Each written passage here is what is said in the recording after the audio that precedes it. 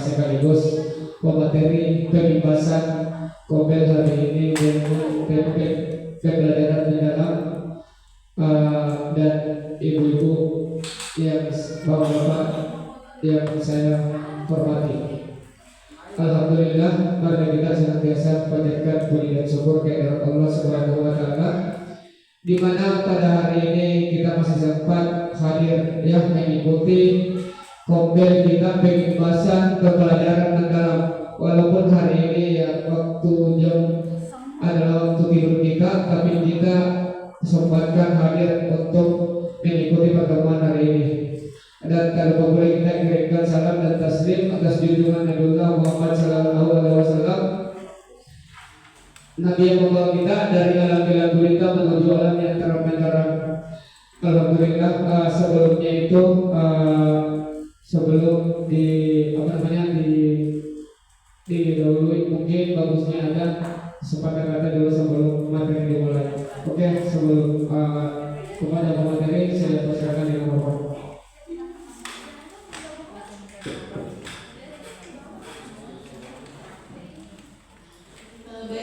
Terima kasih Bapak Ketua Kopel atas waktu dan kesempatannya, dan saya berterima kasih kepada Bapak Ibu, teman-teman sekalian yang sempat hadir pada hari ini.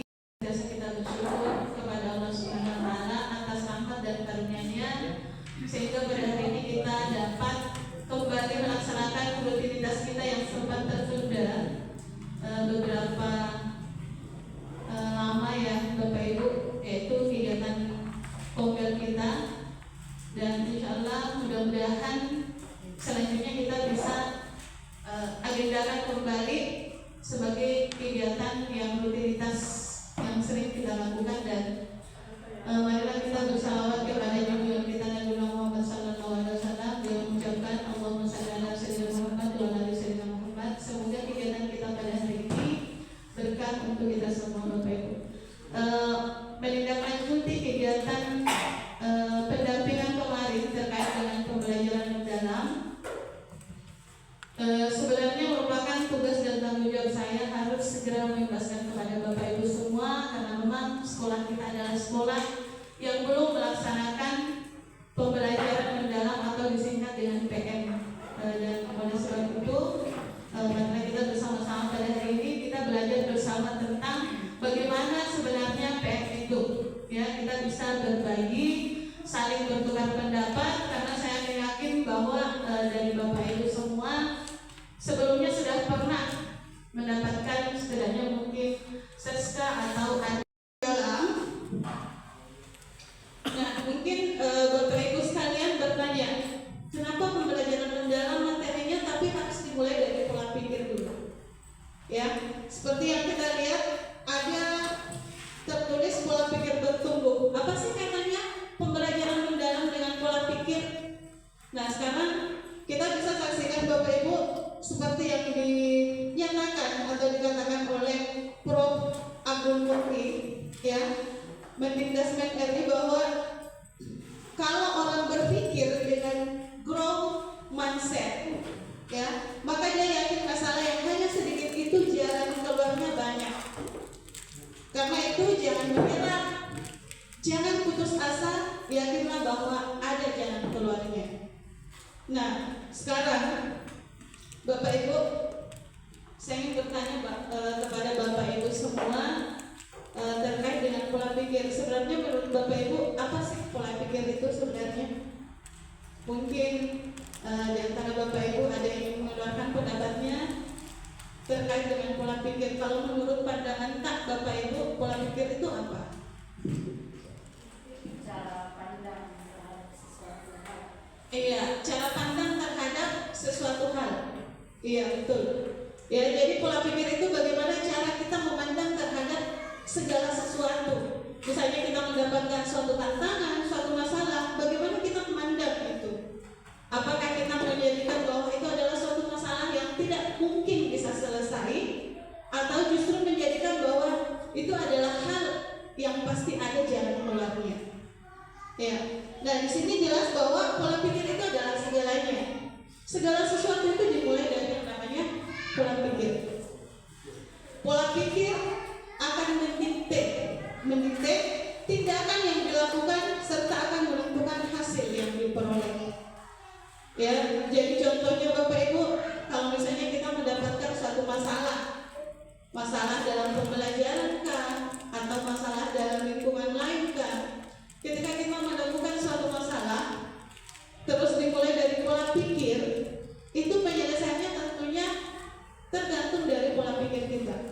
Makanya Bapak Ibu ada istilah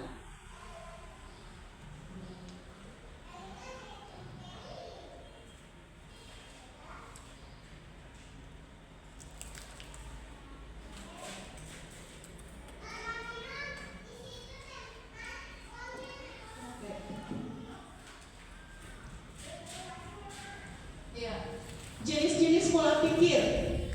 Ya, ada pola pikir bertumbuh atau yang dimaksud dengan growth mindset dan fixed mindset atau pola pikir tetap. Kalau pola pikir bertumbuh itu di situ ada keyakinan bahwa kecerdasan dan sementara Bapak Ibu, kalau pola pikir tetap, ya, pola pikir tetap di situ ada keyakinan bahwa kecerdasan dan keterampilan itu bersifat tetap yang tidak banyak bisa diubah. Jadi istilahnya ini kalau individu yang berpikir memiliki pola pikir tetap, dia berpikir bahwa ternyata kecerdasan keterampilan itu sudah sesuatu yang ditakdirkan oleh Allah dan tidak bisa berubah. Ya, itu kalau yang berpikir atau memiliki pola pikir tetap. Ya, jadi bedanya di situ Bapak Ibu. Terkunci. Ya. Nah, versus antara pola pikir tetap dengan pola pikir bertumbuh. Bisa diperhatikan di atas Bapak Ibu. Kalau pola pikir tetap, ya, ketika dia menghadapi tantangan, kalau pola pikir tetap itu dia menghindar. Ya, kalau pola pikir tetap. Tapi bagi pola pikir bertumbuh, dia itu menerima. Ya, menerima. Kemudian yang kedua, ya, untuk pola pikir tetap ketika ada masalah, maka yang individu yang berpikir pola pikir tetap, dia akan menyerah, seolah-olah pasrah, tidak ada solusi. Itu kalau individu yang berpola pikir tetap. Sementara bagi individu yang memiliki pola pikir bertumbuh, ketika ada masalah, maka dia akan bertahan. Selanjutnya terkait dengan usaha. Kalau pola pikir tetap, ketika terkait dengan usaha, itu menganggap sesuatu yang mubazir. Tidak ada gerak-gerakannya begitu. Dia hanya tetap mempertahankan keadaannya saja. Akan dijadikan sebuah peluang. Terus pada kritikan, individu yang memiliki pola pikir tetap, ketika dia dikritik misalnya, Bapak, Ibu, sebenarnya bagus kalau begini. Kalau orang yang berpikir atau memiliki pola pikir tetap, maka itu akan menjadikan bahwa ini serangan ini serangan, bahaya. Ya, ketika dia dikritik. Dan bagi individu yang memiliki pola pikir bertumbuh, dia akan menjadikan itu adalah suatu informasi. Misalnya, saya pribadi, Bapak Ibu ada yang membisikkan, Ibu, kita tadi mengajarnya begini. Ketika pola pikir bertumbuh yang muncul, maka saya akan menjadikan, oh betul, jadi saya harus begini. Tetapi ketika posisi saya berada pada pola pikir tetap, maka saya tidak akan menerima. Masa sih saya merasa bahwa itu sudah bagus. Itu pola pikir tetap. Istilahnya itu bisikan malaikat dan ini bisikan setan. Iya, kalau kita hubungkan ke situ ya, pola pikir bertumbuh dan pola pikir tetap. Nah, kemudian yang kelima terkait dengan melihat kesuksesan orang lain. Ketika melihat kesuksesan orang lain, individu yang memiliki pola pikir tetap, maka itu akan menganggap sebuah ancaman. Ada saingan ini. Ya, itu kalau yang berpola pikir tetap. Tapi individu yang memiliki pola pikir bertumbuh, maka itu akan menjadikannya sebuah adalah inspirasi. Belajar dari orang yang sudah sukses. Itu bedanya. Jadi Bapak Ibu pilih yang mana? Pola pikir tetap atau pola pikir bertumbuh? Pola pikir bertumbuh. Tentu bertumbuh. Dan tentunya mungkin itu tidak mudah. Tidak mudah. Ya, tergantung dari pembiasaan dan sosial emosional. Karena kadang-kadang ketika kita menghadapi satu masalah, kita langsung down. Iya, itu manusiawi. Nah, sekarang di sini ada contohnya Bapak Ibu. Suara pola pikir tetap dan suara pola pikir bertumbuh. Kalau suara pola pikir tetap, yang pertama itu kalau saya gagal, berarti saya tidak mampu. Ini adalah suara pola pikir tetap. Itu bedanya. Itu bedanya Bapak Ibu antara suara pola pikir tetap dan suara pola pikir bertumbuh. Kemudian saya akan menolak saat menerima tugas yang belum pernah saya kerjakan sebab resiko untuk gagal akan besar. Ternyata yang selama ini mungkin juga saya pribadi pernah lakukan, saya takut mencoba karena saya takut gagal. Ternyata itu adalah suara-suara pola pikir tetap. Yang seharusnya ketika suara pola pikir tetap itu diubah menjadi suara pola pikir bertumbuh, maka ini saya akan berada pada fase yang kedua, yaitu saya akan menerima pekerjaan yang belum pernah saya kerjakan, sebab ini adalah peluang untuk belajar dan mengembangkan potensi diri. Jadi kita bisa lihat bedanya. Di sini ada 5 contoh suara pola pikir tetap dan suara pola pikir bertumbuh. Dia berbeda sekali. Sekali lagi saya katakan Bapak Ibu, kadang kita menyebutnya dalam keseharian di sini adalah bisikan malaikat dan bisikan iblis. Ya, ketika suara pola pikir tetap, kita seolah-olah menyerah, tidak ada usaha.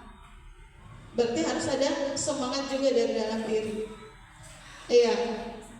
Mungkin Bapak Ibu bisa merenungkan kira-kira selama ini, atau Bapak Ibu pernah mengalami suatu hal atau kejadian di situ ada muncul suara PPT-nya atau suara pola pikir tetap dan suara pola pikir bertumbuh. Saya ingin membagikan sticky note. Silakan Bapak Ibu tulis kejadiannya dan suara pola pikir tetapnya serta suara pola pikir bertumbuhnya apa. Kejadiannya bisa di sekolah, bisa di luar sekolah, dalam lingkungan keluarga, atau lebih bagus lagi di sekolah supaya sekalian bisa kita diskusikan. Siapa tahu Bapak Ibu ada yang ingin solusi dari teman-teman yang lainnya.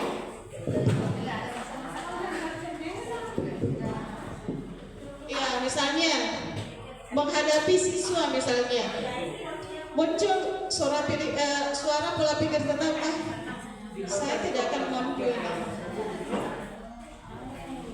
Iya, apa yang muncul? Ada suatu kejadian, tuliskan suara pola pikir tetapnya dan suara pola pikir bertumbuhnya. Silakan Bapak Ibu. Waktunya 3 menit mungkin.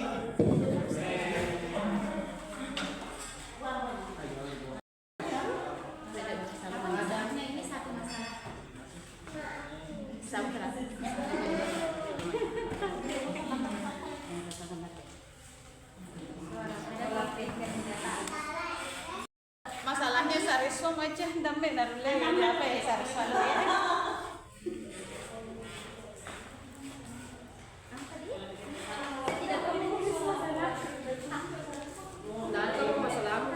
Asal tanah, masalah rumah tangga mana?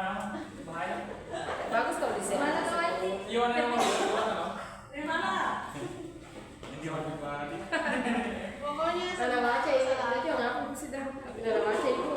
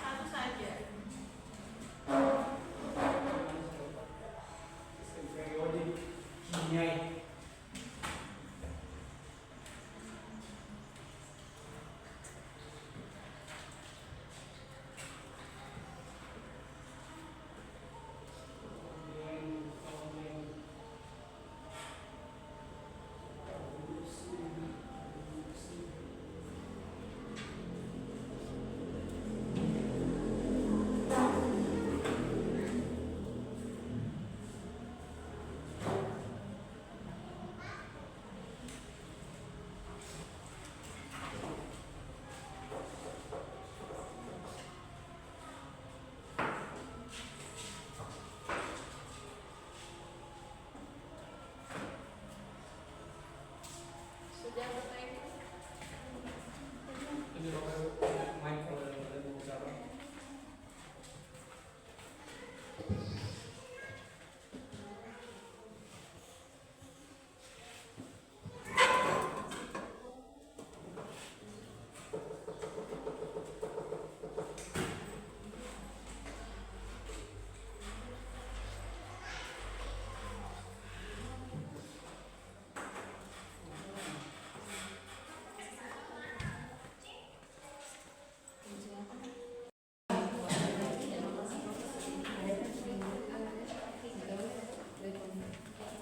Sambung.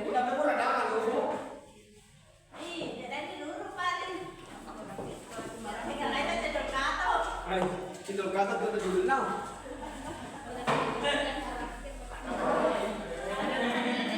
Kata-kata hari ini.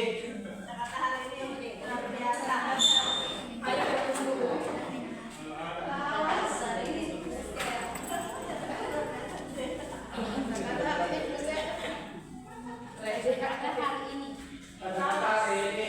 Mari kita semangat. Kata-kata ada Kak. Mana yang lain kurang.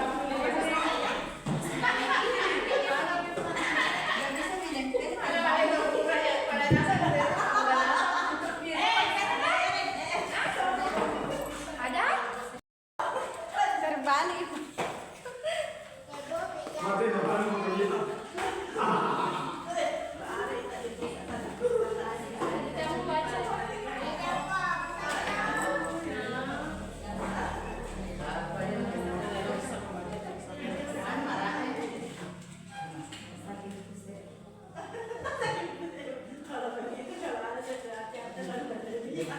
Ya nggak berhenti Pak, lain saya nggak baca tulisannya. Ya doa tulisannya bagus kan. Oke, baiklah Bapak Ibu, semuanya sudah ya? Iya, mungkin satu atau dua orang dari Bapak Ibu silakan bacakan tadi apa yang ditulis dari pola pikir bertumbuh dan pola pikir tetap. Yang saya lihat di sini pola pikir tetap, saya merasa sebagai guru BK baru di sini yang memang lingkungan ini benar-benar saya tidak kenali sebelumnya. Saya bukan alumni di sini, besar pun tidak di lingkungan sini. Jadi bisa dibilang saya kaget dengan lingkungan yang ada di sini, baik itu dari tenaga pendidik, baik itu guru-guru maupun dari siswanya sendiri terkhususnya. Dan saya merasa dari sekian baik dari siswa itu sendiri.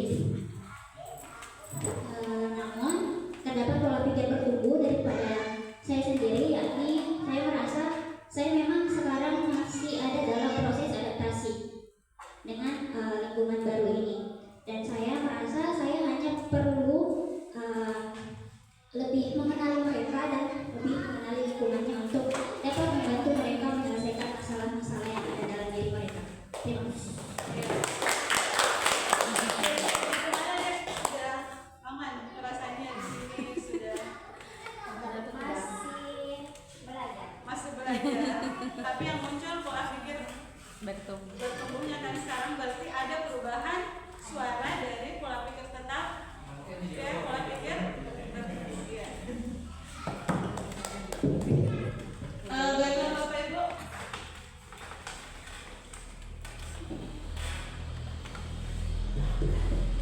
Dan ternyata untuk mengubah pola pikir tetap menjadi pola pikir bertumbuh itu harus dimulai dari mengubah suaranya dulu, ya. Maksudnya suara PPT itu yang harus diubah menjadi suara PPD. Ya, kadang kita salah sebut PPD, pola pikir bertumbuh. Jadi suara pola pikirnya yang harus diubah dulu, Bapak Ibu. Baik, kita masuk ke pembelajaran mendalam. Pembelajaran mendalam itu dimulai dari memuliakan. Kalau yang kurikulum Merdeka kemarin, mungkin Bapak Ibu pernah mendengar istilah apa ya? Menghamba kepada anak. Iya, ini sebenarnya mungkin bahasanya saja yang biar Bapak Ibu. Kemudian memuliakan itu seperti apa dalam penerapan pembelajaran mendalam? Ya, semua pihak yang terlibat saling menghargai dan menghormati dengan mempertimbangkan potensi, martabat, dan nilai-nilai kemanusiaan. Jadi semua pihak ini, maksudnya muridnya, gurunya, dan semua ekosistem sekolah itu harus saling menghargai. Namun sebelum kita memuliakan orang lain, muliakan dulu diri kita sendiri, Bapak Ibu. Ya. Nah, pembelajaran mendalam itu tentunya adalah pembelajaran yang akan kita laksanakan di kelas Bapak Ibu, yang tentunya di dalamnya itu ada berkesadaran, bermakna, dan menggembirakan. Dan saya rasa istilah ini, berkesadaran, bermakna, dan menggembirakan, itu sudah seringkali Bapak Ibu dengarkan. Inilah ketiga prinsip yang harus dimiliki atau yang harus termuat dalam yang namanya PM atau pembelajaran mendalam. Nah, berkesadaran itu yang mana? Maksudnya peserta didiknya itu sadar belajar materi apa, itu tujuannya apa, dia sadar, oh saya mau belajar materi ini karena saya ingin mencapai sesuatu. Jadi misalnya Bapak Ibu peserta didiknya sudah masuk dalam kelas, mereka siap menerima pelajaran dengan keinginan dari diri sendiri, dengan memiliki tujuan dari dalam diri bahwa saya mau belajar ini, itu sudah berkesadaran. Jadi ada muncul hal dari dalam diri sendiri atau hal intrinsik, ya, dari diri sendiri, dari peserta didik itu. Dia sendiri yang mau, dia sadar karena ingin mencapai tujuan tertentu, ingin mencapai manfaat tertentu, bahwa saya mau belajar materi ini, saya mau belajar matematika menghitung karena saya ingin tahu, misalnya saya mau gunakan di rumah ketika saya mengajar adik, saya mau belajar menghitung juga. Itu adalah salah satu proses berkesadaran. Jadi berkesadaran itu muncul dari dalam diri.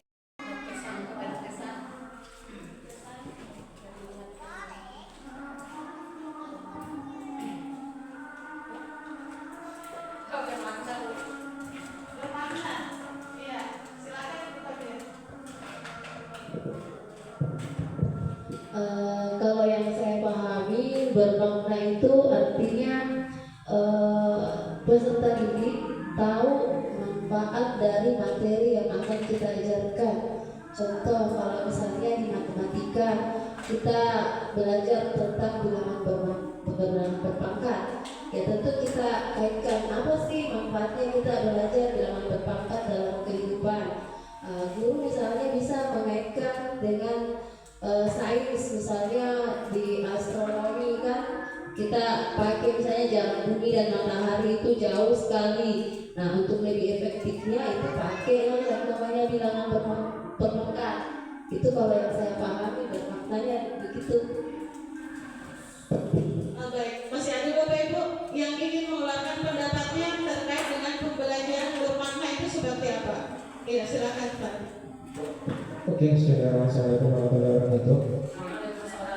Kalau menurut saya bermakna yang seperti apa tadi dijelaskan kepada itu lebih terperinci, tapi mungkin menurut saya begini, bermakna itu menurut saya ketika peserta didik mampu memahami apa yang diajarkan pada saat itu, dan setelah dapat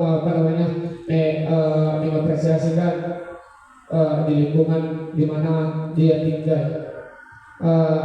misalkan tentang pada pelajaran bahasa Indonesia tentang teks prosedur, ya. Mereka mungkin diajar tata cara memasak di sekolah, ya. Ketika di rumahnya misalkan disuruh orang tuanya bikin kopi itu pelajaran yang didapat di sekolah itu diaplikasikan di rumahnya. Itu mungkin seperti itu. Terima kasih.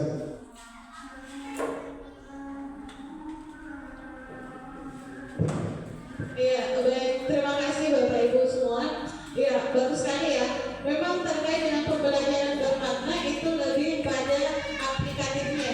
Materi atau ilmu yang dipelajari oleh peserta didik itu bisa mereka aplikasikan dalam kehidupan sehari-hari. Artinya manfaatnya ya, seperti yang disampaikan tadi sama Ibu Kabia bahwa lebih ke manfaatnya. Apa yang dipelajari di sekolah itu bisa dia manfaatkan dalam kehidupan sehari-hari atau intinya adalah aplikatif. Ya.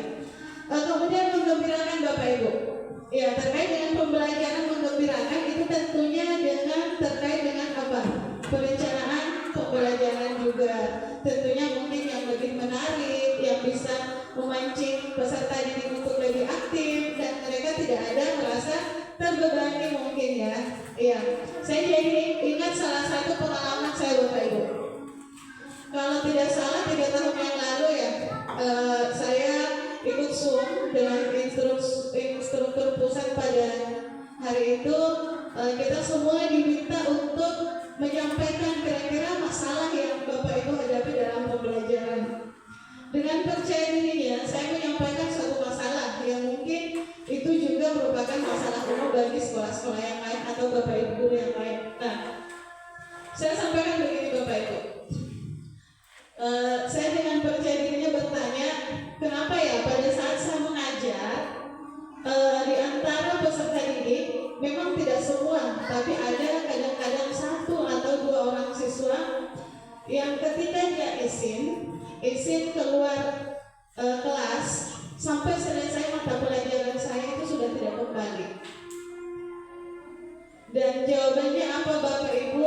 Pembelajaran Anda kurang menarik. Pembelajaran Anda kurang menarik dan jawaban itu sangat simpel sekali. Ya, pembelajarannya kurang menarik. Oh ternyata ini ya Bapak alasannya kenapa? Iya, itu alasannya Bu. Ternyata jawabannya sangat simpel. Ya, jadi dari hal itu, dari kejadian itu saya merasa juga bahwa oh ternyata memang saya sudah sekian tahun mengajar, tapi pengalamannya tidak pernah bertambah. Ya, itu yang saya maksud Bapak Ibu, ternyata pengalaman saya tidak pernah bertambah. Saya mungkin mengajar 1 tahun, 2 tahun, bahkan sudah lebih 10 tahun sampai sekarang. Kalau tidak ada perubahan dari tahun sebelumnya ke tahun sekarang, berarti pengalaman saya tidak bertambah. Jadi kesimpulannya mungkin seperti itu. Makanya kita berharap semoga dengan pembelajaran mendalam ini kita bisa lebih kreatif lagi, karena saya sangat yakin Bapak Ibu guru semua ini adalah orang-orang hebat ya, dan saya betul-betul kolaborasi yang saya lihat akhir-akhir ini, saya tidak ragu lagi Bapak Ibu adalah orang-orang hebat semua. Nah, untuk mencapai berkesadaran, bermakna dan menggembirakan, tentunya yang harus terlibat itu adalah olah pikir, olah hati, olah rasa dan olah raga. 4 olah-olah ini, ya. Kalau olah pikir tentunya terkait dengan apanya Bapak Ibu? Kalau olah pikirnya terkait dengan kalau olah pikir terkait dengan pengetahuannya mungkin ya, iya, kognitifnya, iya. Kemudian olah hati dan olah rasa mungkin terkait dengan sikapnya atau afektifnya, bagaimana peserta didik itu dalam proses pembelajaran. Dan olahraga tentunya semua tubuh ini dilibatkan, semua panca inderanya, karena terkait dengan kesehatan. Iya. Dan yang terlibat ini olah pikir, olah hati, olah rasa dan olahraga itu untuk mewujudkan apa? Profil lulusan Ya, 8 dimensi profil lulusan. 8 dimensi profil lulusan yang merupakan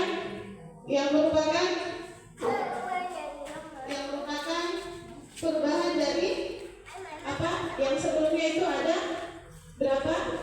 6 dimensi profil lulusan. Sekarang sudah 8. Iya. Ini adalah kerangka besar tentang pembelajaran mendalam Bapak Ibu. Ya.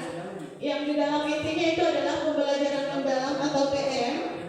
Kemudian lingkaran yang putih itu adalah 8 dimensi profil lulusan dan itulah tujuan PM. Ya, inilah tujuan pembelajaran mendalam Bapak Ibu. Dimulai dari berdoa.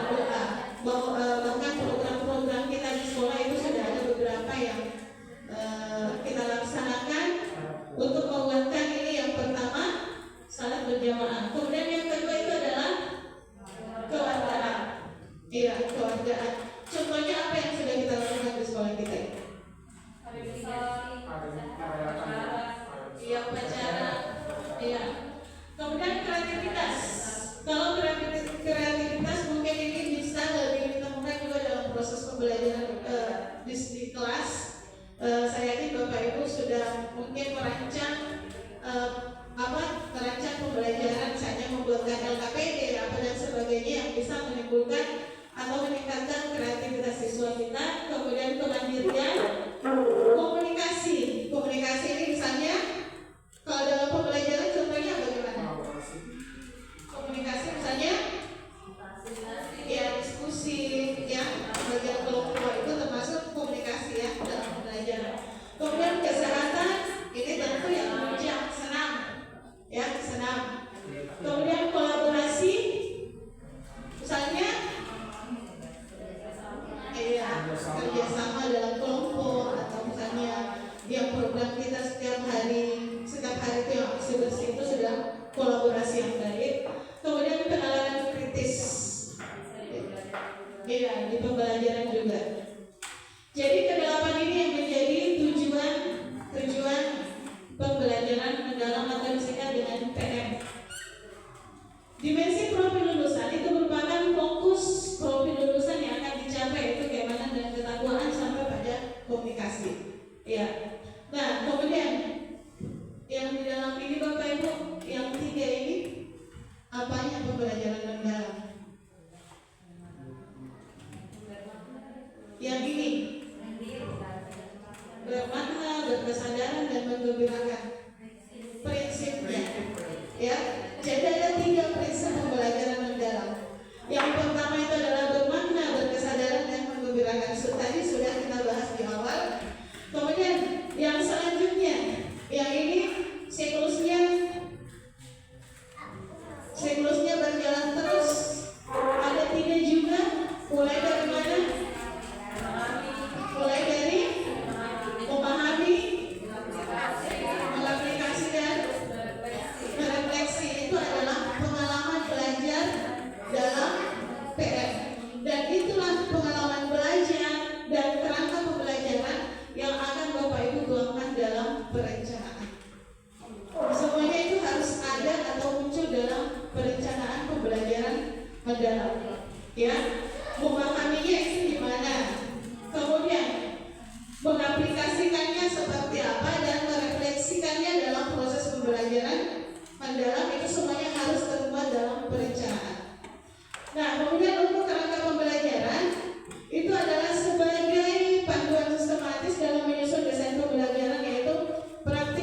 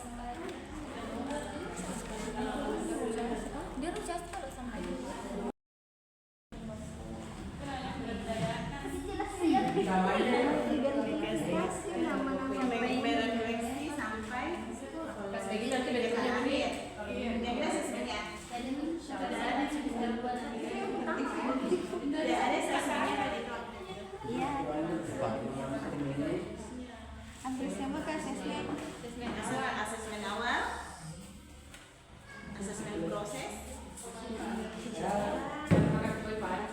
asesmen akhir.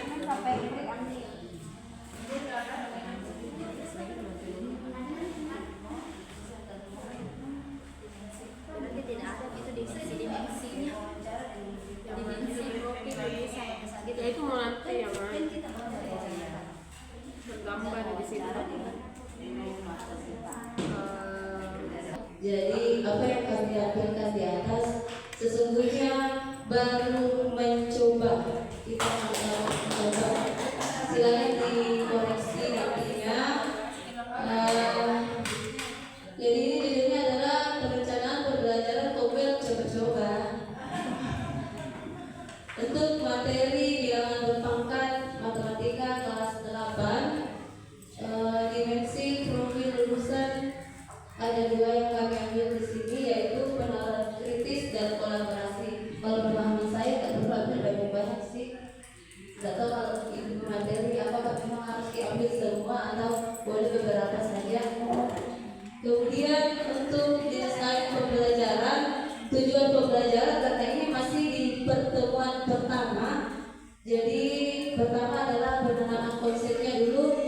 Murid dapat memahami konsep bilangan berpangkat. Ini masuk di kerangka memahami dulu.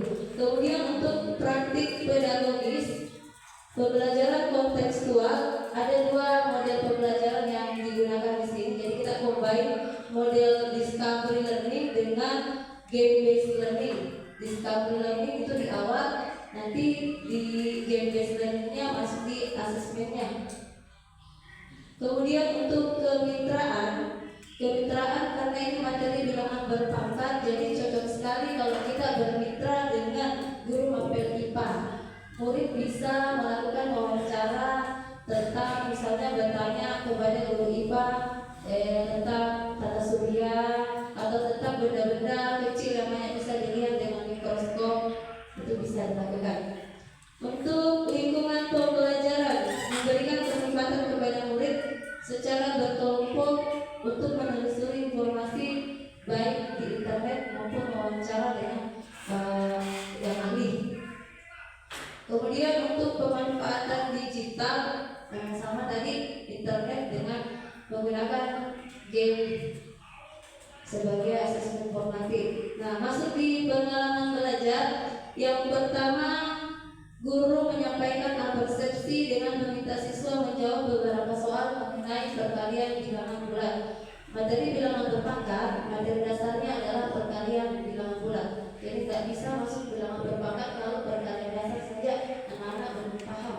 Jadi kita bisa mengajukan beberapa pertanyaan, boleh random siswanya, boleh ditunjuk saja yang mau menjawab. Nanti kita bisa nilai kalau memang sebagian besar sudah bisa lanjut, kalau belum kasih dulu materi di situ pengantar.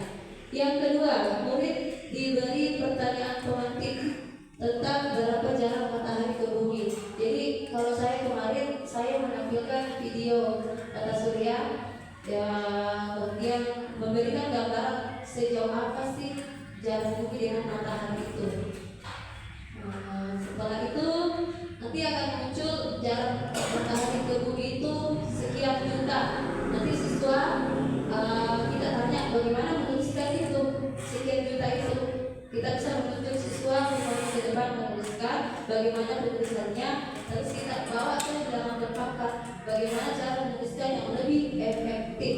Di situ sambil kita masuk di poin keempat, guru memberikan materi bilangan berpangkat. Jadi dasarnya kita tanamkan di situ. Kemudian yang kelima, kalau sudah dikasih dasar, kita mulai di sini masuk ke pembagian kelompok. Kita kasih LKPD untuk anak-anak kerjakan. Di situ dia akan menemukan sendiri konsep bilangan berpangkat dengan cara berkolaborasi menyelesaikan LKPD-nya. Kemudian yang ke-7, murid mempresentasikan hasil diskusi kelompoknya. Yang ke-8, guru dan kelompok lain memberikan umpan balik. Yang ke-9, setelah selesai mengerjakan LKPD, dan kita lanjut dengan melakukan asesmen untuk mengetahui sejauh mana kemampuan pemahaman anak-anak tentang materi tadi. Harapannya di sini anak-anak bisa merasakan pembelajaran dengan menyenangkan. Jadi kita pakai permainan tarik tambang. Mumpung ada ini yang bisa kita manfaatkan, jadi kita pakai game itu. Cara berkelompok juga. Kemudian yang terakhir, guru melakukan refleksi pembelajaran dengan mengajukan beberapa pertanyaan. Untuk bagian asesmen tadi kan ada dua, di awal dan pada formatif. Kalau yang di awal tadi yang pertanyaan dasar sebelum masuk di materi. Kemudian yang untuk formatif itu yang untuk pengerjaan LKPD dengan memainkan game tarik tambang.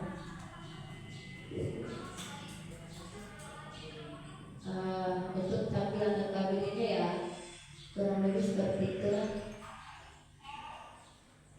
Saya rasa Bapak Ibu juga bisa menyesuaikan LKPD sesuai dengan materi masing-masing. Nah, contoh saja. Sekian dan terima kasih. Semoga baru saya stop dulu.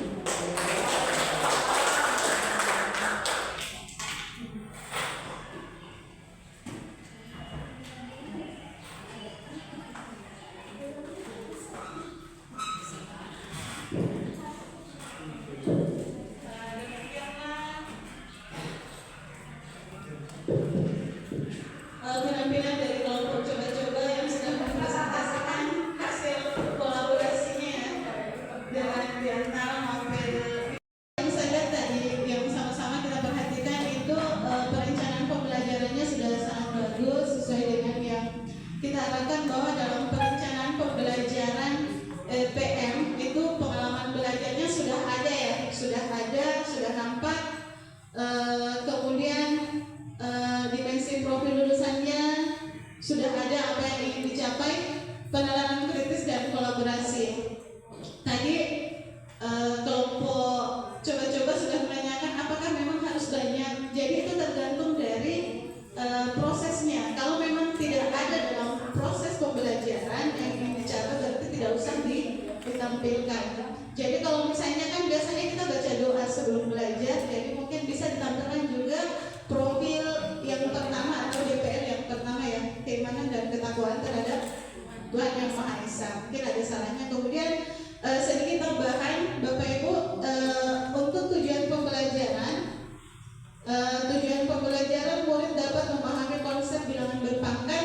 Sampai sekarang sepertinya belum berubah bahwa prinsip dari tujuan pembelajaran itu tetap kita mengacu pada ABCD ya. Iya. Audiensnya ada, behaviornya ada, condition dan degree-nya. Jadi yang kurang saya lihat mungkin degree-nya perlu ditambahkan. Iya. Dan untuk perencanaan pembelajarannya mungkin bisa dikirim di grup supaya ada referensi untuk teman-teman yang lain dalam proses pembuatan perencanaan pembelajaran. Nanti mungkin kita bisa berkolaborasi lagi Bapak Ibu. Iya. Demikianlah. Saya tidak tahu apakah ini memang seperti ini tampilannya dari pada mapel matematika IPA ini banyak yang saya lihat di dalam yang saya mau tanyakan, kenapa ada yang kurang ya untuk efek contoh ini, seperti tidak adanya identitas, tidak adanya nama penyusun, materinya kelas berapa, beserta alokasi waktu. Itu yang tidak saya lihat.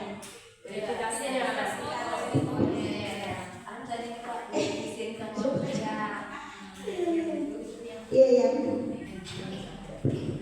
Kalau identitas tetap harus ada. Ini langsung katanya coba-coba dan efisienkan waktu.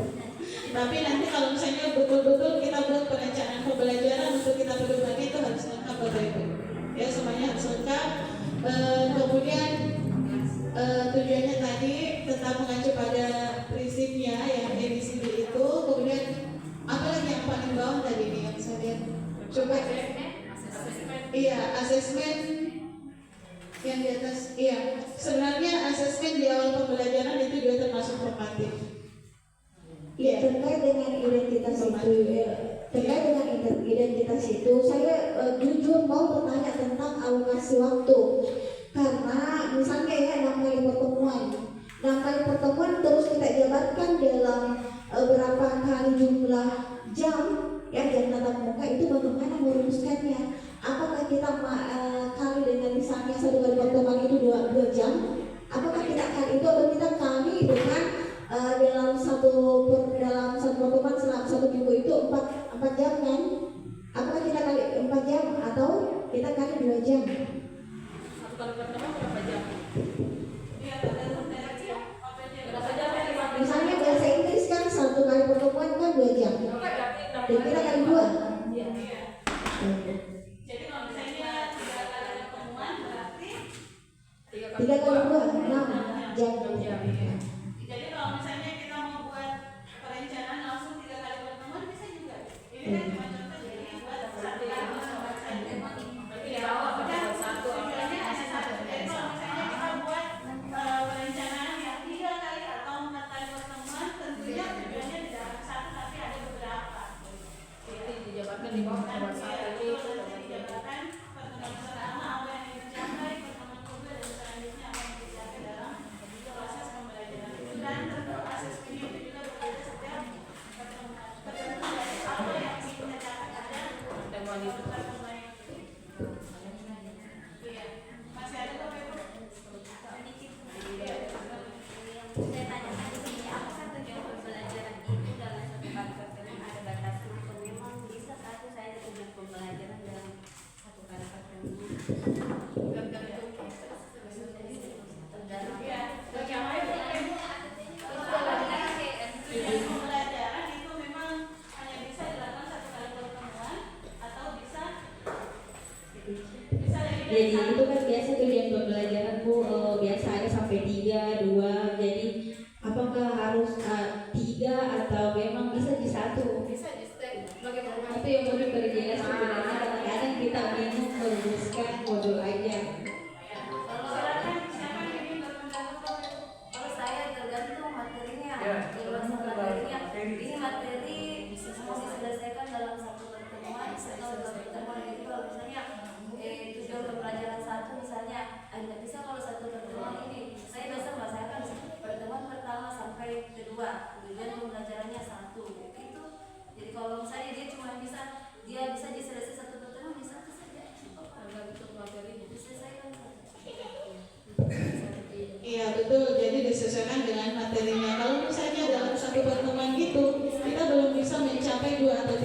tujuan, ya berarti yang satu saja. Intinya kalau ingin pembelajaran kita juga bermakna Bapak Ibu, jangan langsung memberikan materi yang tingkat tinggi sementara yang dasarnya itu tidak kuat. Ya, makanya kadang itu kalau misalnya di IPA kita masuk di perhitungan, kadang-kadang kita juga kembali membelajarkan tentang perkalian, karena itu adalah dasar atau fondasi untuk mereka melangkah ke pembelajaran berikutnya. Jadi rasa-rasanya itu kalau misalnya kita mau kasih materi yang langsung tingkat tinggi sementara dasarnya masih kurang, kayaknya kurang maksimal. Iya, kadang kita menjelaskan materi yang sudah di atas tetapi dasarnya mereka tidak atau kurang kuat. Jadi harus mereka dibuatkan di dasar juga. Tidak apa-apa, yang penting ada yang mereka dapat. Itulah mungkin yang dimaksud dengan bermakna juga. Iya, masih ada Bapak Ibu? Oke, selesai.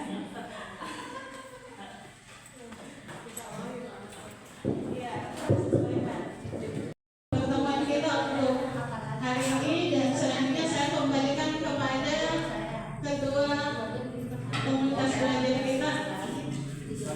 Silakan Pak.